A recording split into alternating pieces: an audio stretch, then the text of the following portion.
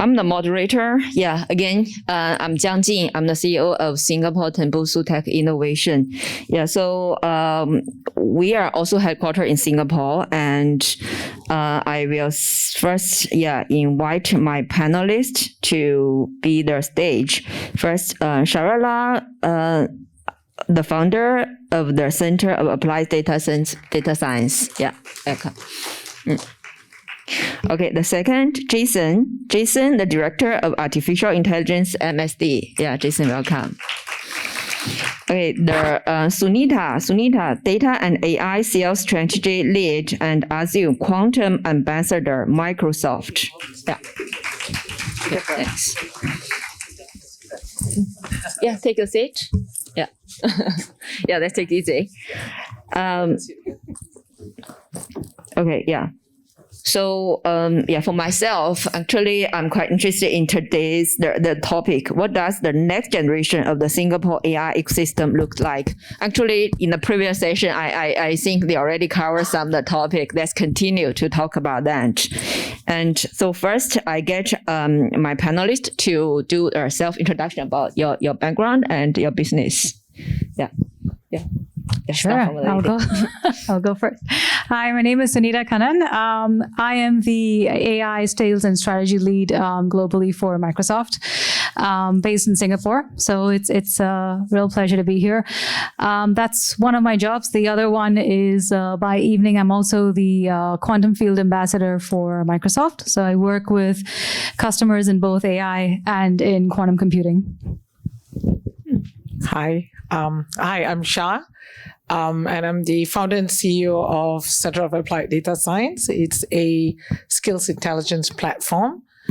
Basically, what we do is we help companies successfully drive their digital transformation through their workforce.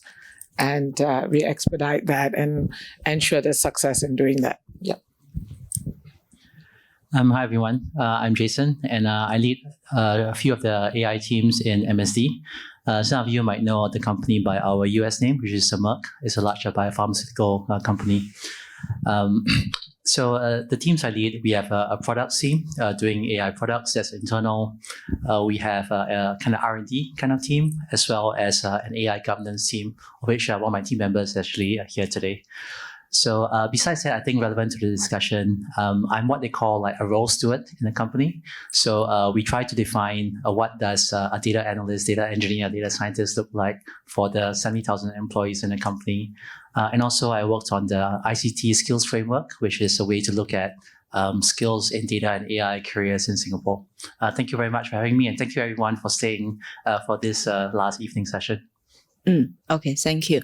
So maybe for the first question, I ask my question, and then I leave the time for the audience. Yeah. So I want to understand. Singapore. Yeah, Singapore is a small pool, but big opportunities, right? So attract us are all here. Yeah. So attract the MNCs, the technology pioneer companies to here. So let's talk about the future, and then for your side, for your business, what kinds of the gaps or you see or challenge you see for this AI ecosystem, and you see how we can cover these gaps? Go ahead. Right. I think I'll start with like kind of a large company perspective on it. And I think when we think about like talent gaps and skill gaps, one lens we can take is like an economist, where it's like, I have like demand, I have supply, I need more skills and so on, and there's a gap. I think that's useful, but I think I'll go for something a little bit different. I think from the perspective of a hiring manager trying to scale up large AI teams, there is a lot of friction in the industry, because when you think about it, you have like a rapidly increasing interest in the area. You have, number one, lots of people who have entering the field for the first time, and they may not know the landscape of if I take this course, do I become an engineer, data scientist, and ABC? And I think there's so much content that they don't need more content; they need better navigation. So I think that's one kind of friction in the area. And on the company side, I confess we are part of the problem as well, because from a HR perspective, we have like a large teams who are not so familiar with the space, and they're trying to cope with like a dozen different things. There is like the gig economy, there's working from home, there's like so many different fields, of which AI is just one. And the poor hiring manager or HR person who may not have the training in AI is like, so what exactly do I need to do? And so sometimes the skills gap is not because we lack skills, it's because the people with the right skills can't find the right job. So there's like lots of friction there as well. So yeah, I think from an overall ecosystem perspective, I believe research-wise, Singapore per capita is like really one of the top in the world. In some studies, it is the top in terms of per capita AI output. But at the ground level, we do have lots of friction in the system, and I hope we get a chance to like address some of those things. Yeah, I think back to the big company gaps as well. I think it's not a gap. It's just a lack of right perception. So when people usually tell me that AI is a technology, I'm like, no, it's not. It's a combination of both the business and the technology.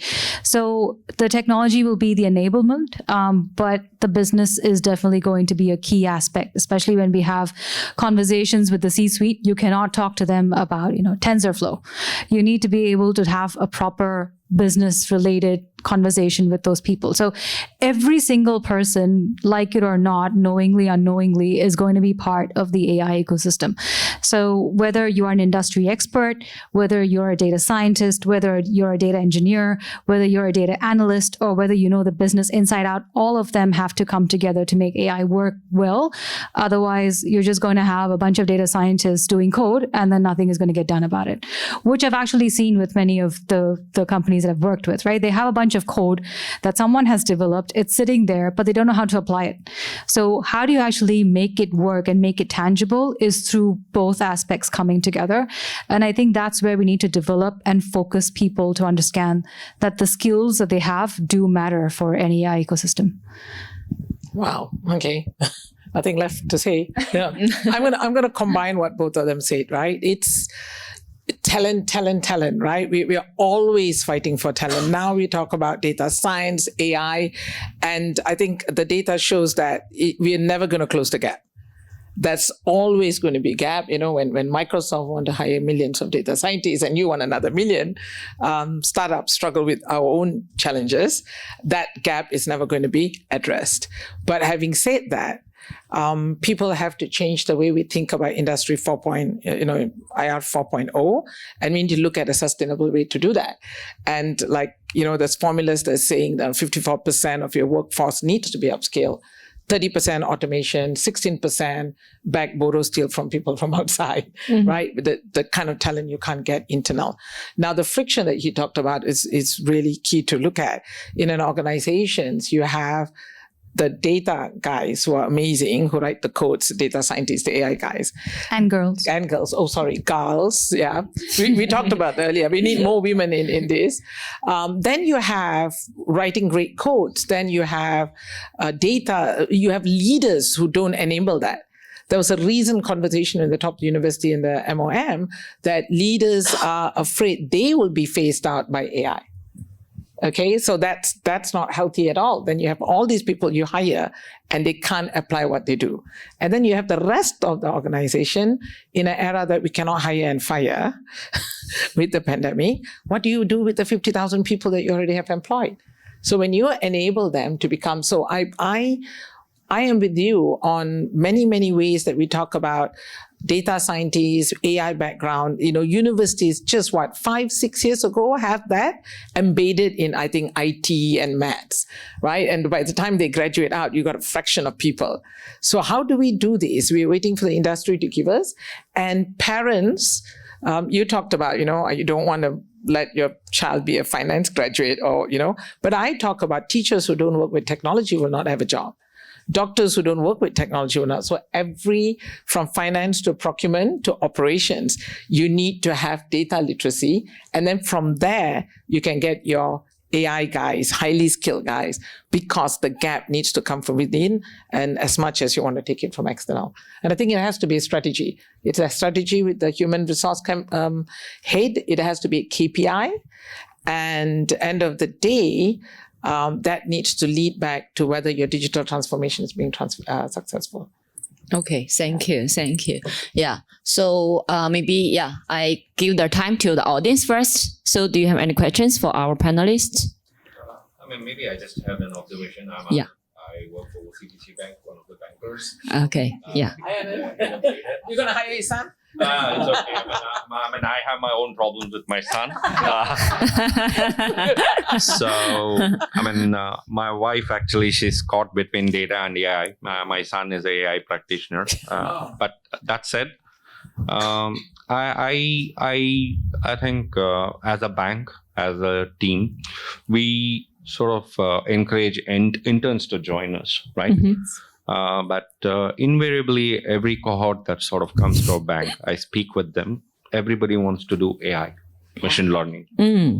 And I do ask them, what is it? What is your immersion in it? They say we had a college or a polytechnic curriculum that sort of talked to us about or introduced us to AI. And when I ask them, what about data? The faces go blank. Really. Okay. And I'm a data engineer. I run a team of a sizable team of data engineers. You name it, the latest and greatest of the tools that we have. But no student actually wants to get their hands on dirty on data. Everybody wants to do AI ML. And I'm like scratching my head that now it's my job to sort of bring them up to speed with what's happening in the industry. But somehow when you peel the layers, right, it eventually comes down to what our universities are doing, right? In the name of being relevant, they just say, hey, here is a course, so on and so forth. But somehow when these kids come out, everybody already thinks he is a data scientist without actually understanding what data is all about, right? So I think this just, the panelists probably, I hear that you work with MOM, Ministry of Education. I think when you get a chance, probably somebody should address this.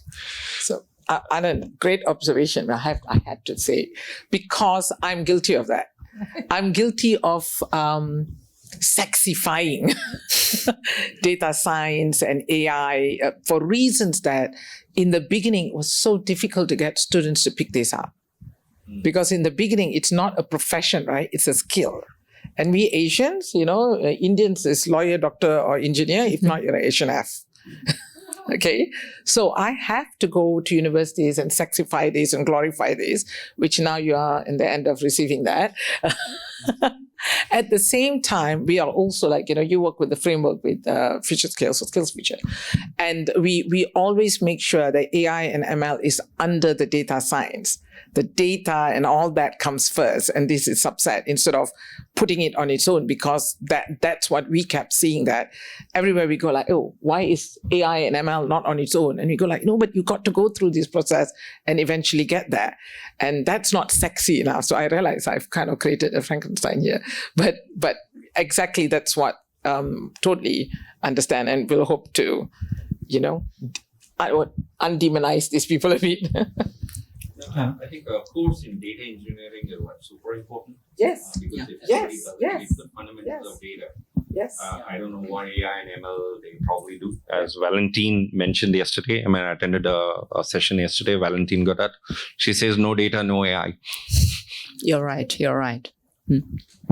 I think when we start off with AI, it's okay to have it by itself. So data scientists, if they want to open up a Python or an R script and start playing with it on a small scale, completely doable. You can go nuts with data science, right? And be just a data scientist. Now, the data engineering really kicks in when you want to take this at scale. When you want to actually implement in the organization a data science or an AI implementation, you cannot do without data engineering skills. You need to know how to, import the data. You need to know how to embed the data. You need to know how to cleanse the data. All this is necessary in order to be then able to do sexy stuff with data science. I think the point is lost where universities do small scale stuff like data science, science. This is how you open up a Jupyter notebook. This is how you code stuff. And then they don't teach how to do this in an organization when they get there, and you just cannot do without the data engineering aspect of it, because there is no data. I work at Microsoft, I work in Azure. There is no data which is on the cloud to be able to do data science on without doing data engineering first. So that part is completely lost. I think that's the part that, every educational institution has to embed in their course. Yeah, I think thanks for sharing your perspective. I think that string of comments probably triggered like so many things that we could kind of spend brought back memories. Yeah. I want to quickly just poke down maybe like 3 different like topics based on what you said. And the first one is I think university courses or polytechnic courses don't map very well onto like actual jobs in the industry. So, and also related to that, the marketing, sometimes there's some research that says that if I put AI in my startup, I get a higher valuation and things like that. And data scientist gets X dollars of salary, which is like, and X is large, that kind of thing. I think sometimes the marketing spin around data science and AI is not very helpful because they are not the same. Jason, I apologized. Yeah, so we are part of like the problem and the solution at the same time, because we want to draw people into the industry, but also once you're in, you want to help them find a place where they can thrive in their skill set, their talent, and their direction. So I think like that's one topic. The second one is from a pure like numbers perspective. The numbers from as I look across roles across the company and to lesser extent in industry as well, you're absolutely right that data engineering actually dwarfs AI.ML. If I put the data engineers together with like the more traditional BI developers I add them together, they're almost, I think, 8 to 10 per ML engineer. So you get, you can have up to like 10 data engineers and BI developers per ML engineer. It's not a case of skills, because like everyone wants to become that AI person, but to Sunita's point, when you build these like enterprise production systems, you just need this like massive like spread of skill sets, of which modeling is just like one slice. And I think the final direction is I also want to acknowledge that the education landscape is changing. And Shrala might have something to say on this one, but I think we are going from large degrees of 3 years, 4 years, and diplomas and so on to micro masters of like 6 months, 10 weeks, to online courses, 4 hours. And I think right around the corner we have micro certifications. I think this is inevitable because the industry is moving so fast that you can't expect someone to go back to school at like 25, 30, 35, 40, 45. I actually did that 3 times. I went to school 3 times and I just like can't keep up. So I think, micro certifications is probably inevitable. But with that, we also need to mature like the way we assess people and not just use the signal of, you went to you did this degree, therefore you have this skill. We need to look at a much broader set of those things. Yeah, that's what we have seen in Malaysia, Indonesia, and Thailand. Like universities would be limited, and I would like them to just work on what they're really good at. And then there's a gap between getting them professionally trained with the industry, applying the skills and the data. And we've tried this. We have a project called Data Star. And what we do is we do a 2 months boot camp and a 4 months with the industry. So industries don't lose out because they give the data and work with the individual, and then they have a choice whether there will be the gap that he's talking about. And then these kids, in fact, outperform some of the current people in the organization because clean canvas, they get it and they can experiment. They don't have a family and an 8-hour jobbing, with the KPI. So you're absolutely right. That's how we see that you can actually address the gap, because you need the industry to come in. You need the industry to trust to give the data to play. Everything else is going to be a temporary data, right, for teaching. Yeah. Okay. Maybe I want to jump in here because I have a very hot question to ask you. But before that, I just want to say something about data. Thanks for bringing that up. 20 years ago, I did my PhD in NTU. My PhD topic was data mining. Okay, data mining. Okay, very boring. I was the only one in my cohort to stay back to do a PhD in data mining. Nobody knew what it was. They thought it was something to do with mining. Not sexy at all. But that's what we did. And when I joined Airbus some years ago, when we were analyzing some aircraft data to do condition-based maintenance, huge chunk of my time, in fact months, spent on analyzing first the data, cleaning it up. And then the analysis part is the easiest part. Once the data is clean, nice, I know how to stream it in nicely, I apply my decision tree, but I got the results instantly. So the data part and data engineering part is really very critical. So no point learning AI, ML. Yeah. Okay. Anyway, this just a side story. Sorry. My main question is this. Now with this AI talent crunch, partly thanks to the pandemic, we have the great resignation, right? We Continental, we are also recruiting AI talents, but we find it so difficult, and sometimes even if we hire, we find it so difficult to retain them because the market is so hot, right? Everybody's moving around. Is this sustainable? Is there something wrong somewhere? What can we do? And what does the AI guy, I'm a data mining guy. I don't know what does the AI guy think in terms of career. Do our young generation think that, hey, after 1 year, if you don't promote me, no, you're not a good company. I want to go to a company where I get promoted because I'm AI, I'm ML expert. I don't know. How do you manage this HR? Do we need a new set of HR policies? I don't know. Because for us, we have engineer 1, engineer 2, senior engineer, principal engineer. Nowadays, the AI talents, they can't wait for that. No promotion this year. Bye-bye. Thank you very much. So we find it very difficult to manage this. If you have some insights. I think Microsoft just increased their salary for... Oh, come on. so I'm sure you spoil market.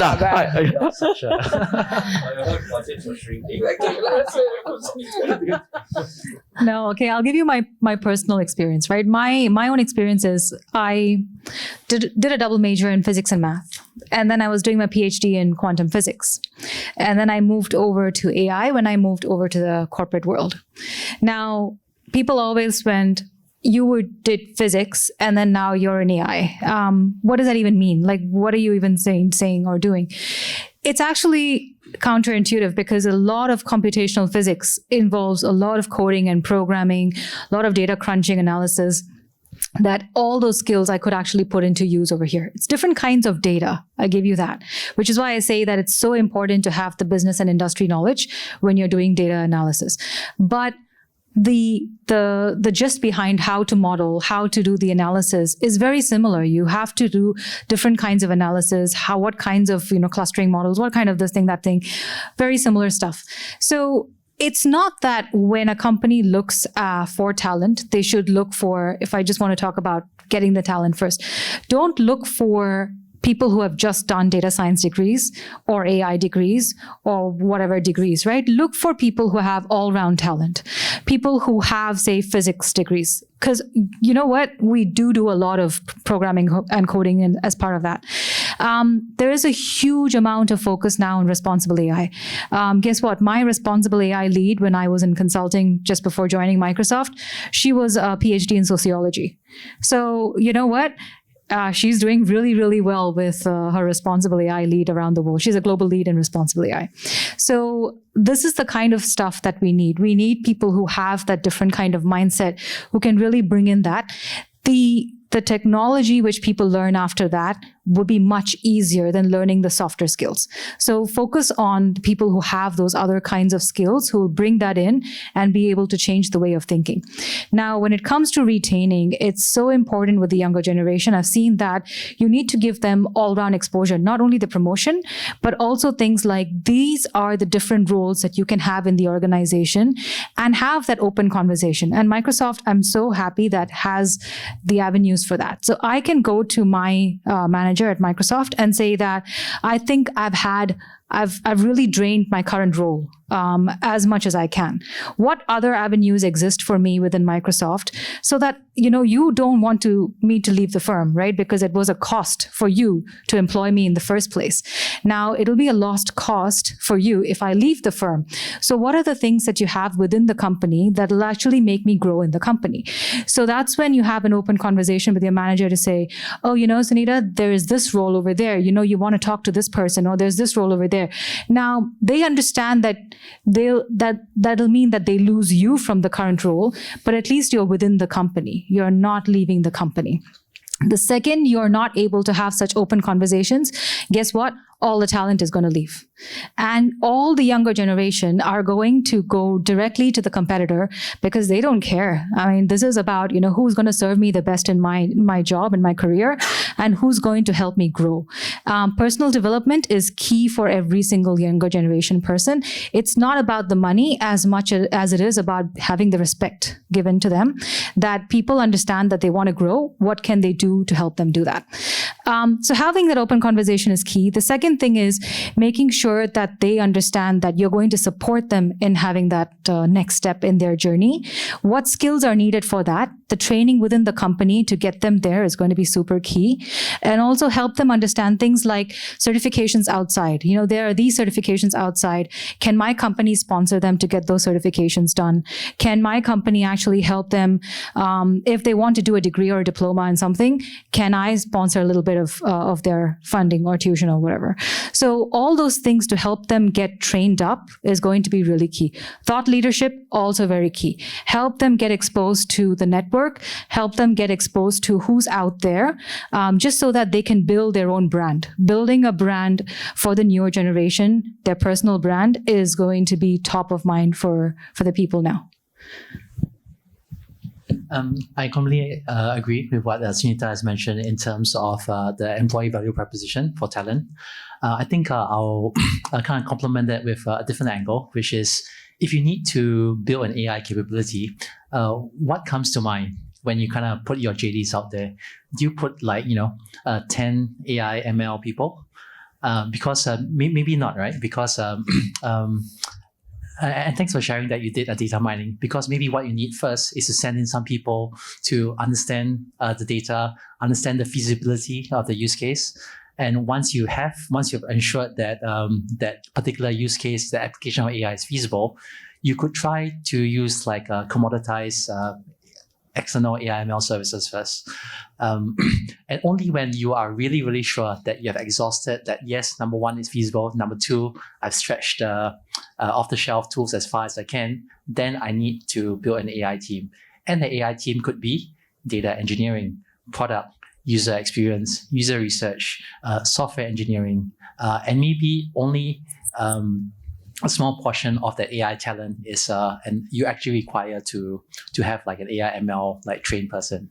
And also, as a sub point to that, I think AI is not a homogeneous space at all. So if you want to do a video analytics project, you can't hire an NLP specialist. You want to do a robotics person with deployment at the edge, you can't get someone who only works on their own laptop.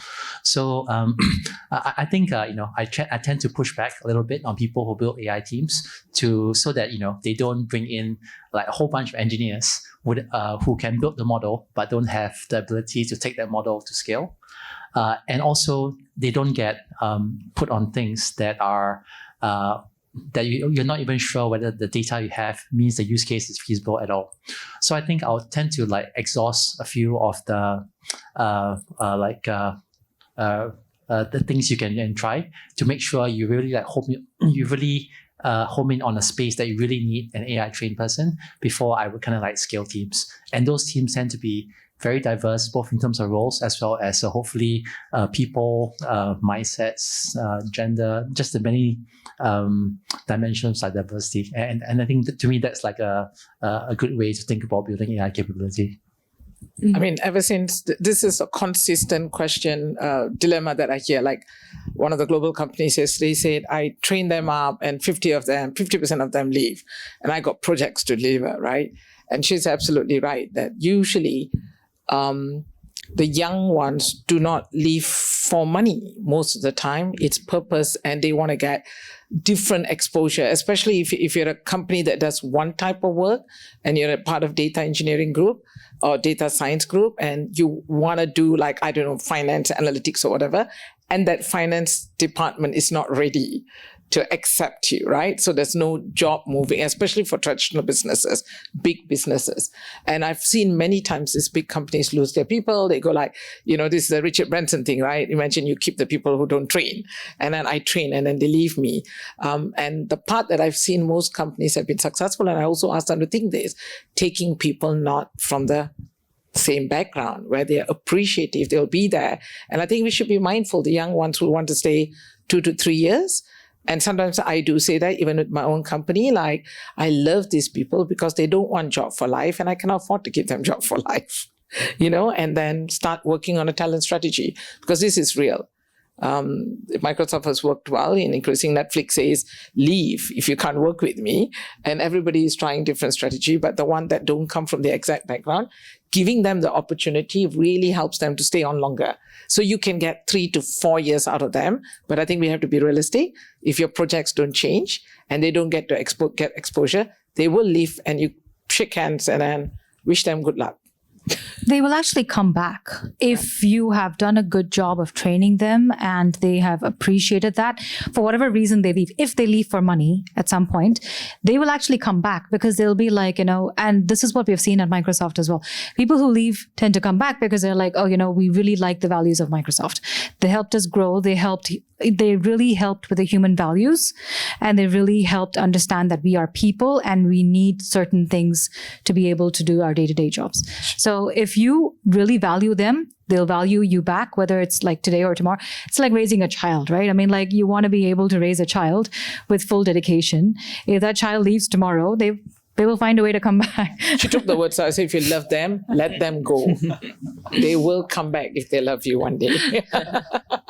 Okay, good. Yeah. Continue with this question. I actually want to ask. So since we talk about talent, we talk about the data. Since this, we know the talent is AI, the staff talent is very costly, expensive. So if it's also challenging for the MNC, for the banking, then I think it's even more challenging for the startups, right? So how can we build the environment to foster the startups to growth? And do you offer any opportunities for the startups? When Microsoft works with startups, we have a lot of training programs given as part of the work that we do, any solutioning that we do for our companies, startup companies, whether it's in data, whether it's in analytics, which means data engineering, or whether it's in AI. We actually give a package training solution, working with our partners, obviously, to actually get this to our startup companies out there. So we work with agencies that work with startups. So we get 2 kinds of startups, right? An agency that have, they want them to get more digital. They want them to, get into the tech world. And they have 2 challenges is, if you're an SME and you're a startup, strategy is a luxury. To become a digital and you want to get into the, the world of technology, we don't have a visibility more than 2 months and pay salary and without COVID. And now you want me to spend 2 days working on strategy. So to work on with the founders on that is a challenge that, agencies are willing to work with us to do that. And then getting fresh grads is the cheapest and the fastest way to do that. And when the fresh grads get into the company, the C-levels do not know how to use them. Right, so it's for a traditional startup to go digital. That's the challenge. Now for the tech startup, you already know the co-founder will be a tech person anyways. Then how do they help build a team on that? And that's where this thing about getting a lot of young, like part of a data staff program, there's one ask in the group, like what kind of companies you want to work for. You realize like some individuals want to work for big corporates, but a lot of them want to work for a sexy startup. So having that matching to know what is their intention and where they want to work helps a lot with startups. That's how we work. Okay, thank you. Yeah.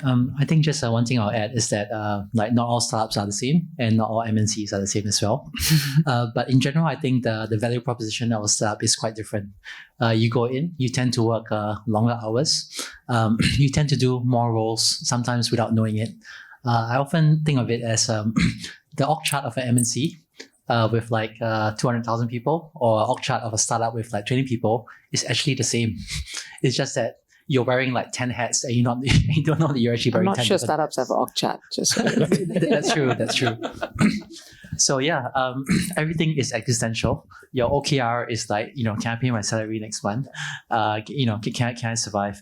And so I think the startup experience is extremely valuable, but also significantly different. So if you want to really cover a wide space, then I think in the startup you are the data guy, science, engineer, analyst, modeler, like everything. It's just you. And so some people want that, and that's the place to get it. Of course, it's also like the size of startup, and I think my younger brother runs a startup that was actually just funded earlier this year, and he's also thinking about scaling his team. And I think as you think about the first 30 to 50 employees, they don't think in terms of salary. They think in terms of experience. They think in terms of knowing the environment of a tech startup, and they think of equity. So sometimes they think of that 0.1% of $100 million company, which will one day pull them ahead of their peers as well. So I think it's quite different. If you want to specialize, you need to be in a fairly large company that can afford you the luxury of different roles for you to specialize. And I think that's quite a different experience from working in a startup. I mean, I really wish I knew that 10 years ago, because my mother taught me not to spend the money I don't have. I did not know I could use other people's money to start my company. I'm so upset every time I hear that. Yeah. Okay, great. Now I know why my engineers leave for startups, the reasons. Okay. Okay, yeah. So I think we run out of their time. So if you don't have further questions, I think, we thanks to our panelists. And again, thanks for all the audience to stay with us. Yeah, thank you. Thank you so much.